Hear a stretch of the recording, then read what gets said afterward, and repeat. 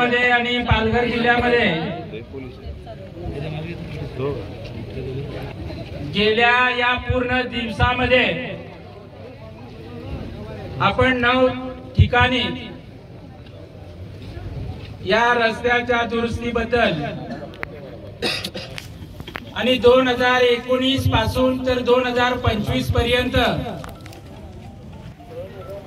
जवळपास 107 कोटी रुपये फक्त खड्डे दुरुस्तीच्या करता शासनाने विविध ठेकेदारांना दिले होते। आणि आपण रस्त्याची अवस्था बघतो,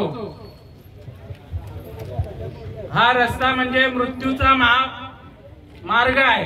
ज्याला मरायचं असेल त्यांनी या रस्त्याला आलं पाहिजे। तांबे साहेब, तुम्ही पण या रस्त्याला जर लवकर मरायचं असेल तर आपल्या संघटनेची जी मागणी होती की ज्याने शासनाच्या पैशाचा अपहार केला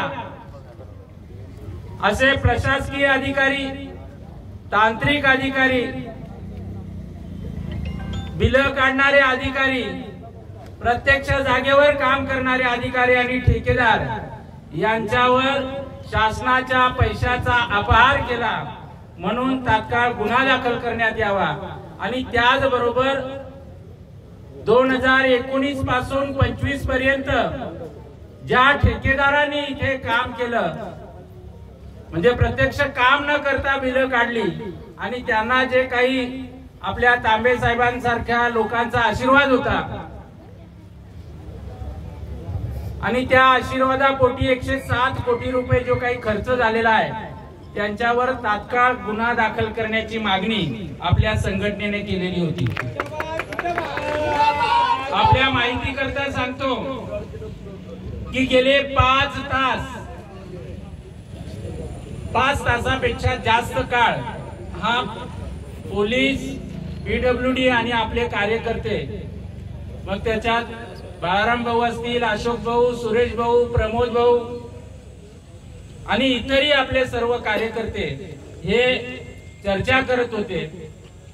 भाऊंच्या बरोबर चर्चा सुरू होती।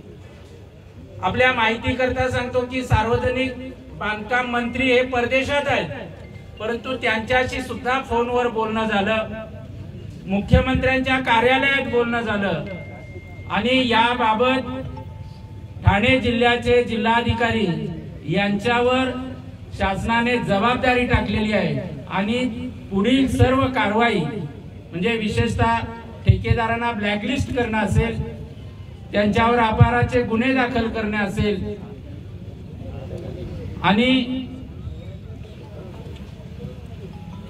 या शासनाच्या पैशाचा जो काही अपहार झालेला आहे त्याच्या वसुलीच्या संदर्भात असेल, हे सर्व अधिकार ठाण्याच्या जिल्हाधिकारी साहेबांकडे दिले आणि त्यांनी आपल्या संघटनेच्या अध्यक्षांना आणि माननीय विवेक भाऊंना याबाबत लेखी आश्वासन दिलेलं आहे।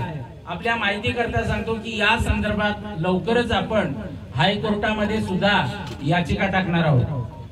आपण कोणालाही सोडणार नाही याच्यामध्ये।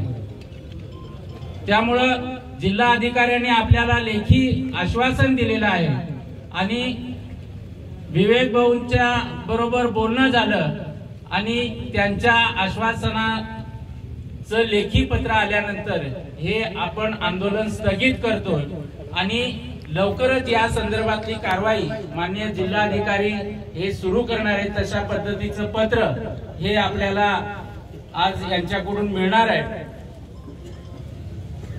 त्याचबरोबर या रस्त्याची जी काही देखभाल आहे, म्हणजे रस्त्यात खड्डा आहे की खड्ड्यात रस्ता आहे, हा आपल्याला शोधावा लागतो। खड्डा कुठला आणि रस्ता कुठला तेच कळत नाही। याबाबत ते काय कारवाई करतील या संदर्भामध्ये पाटील साहेब किंवा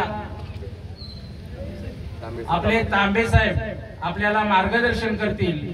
आपण प्रमोद भाऊनी आणि अशोक भाऊ, बाळाराम भाऊनी, सुरेश भाऊनी त्यांना सुचवलंय की दर 5 किलोमीटरचा पॅच हा दुरुस्ती करता प्रशासनाचा अधिकारी म्हणजे तुमचा इंजिनियर, ठेकेदार आणि इथले जे काही नागरिक आहेत त्यांचा ग्रुप करावा आणि जागोजागी फलक लावावेत की खड्डा पडल्यानंतर कोणाला फोन करायचा।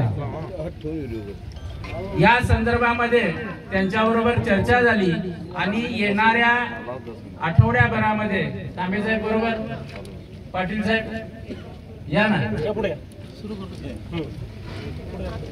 चालू नका करू, सुरू करा, बरोबर आहे। चालूगिरी खूप झाली, त्याच्यामुळे या आठवड्याभरामध्ये आपण खूप चांगली सूचना केलेली की आपण एक ग्रुप करू, नाक्या नाक्यावर त्याचे बॅनर लावू की कोणाला फोन करायचा। आणि आमची हात जोडून विनंती आहे तुम्हाला की फोन आल्यानंतर गीते साहेब, पोपटराव, पिंजऱ्यात जास्त बसू नका, बाहेर पडा आणि फोन आल्यानंतर किमान लोकांचं ऐकत जा, त्यांच्या सूचना ऐका आणि त्याप्रमाणे काम करा। तर त्या संदर्भामध्ये आपल्याला ते लेखी सुद्धा देतात आणि त्यांनी या संदर्भात आपल्याला जाहीरपणे सांगावं असे मी त्यांना विनंती करतो।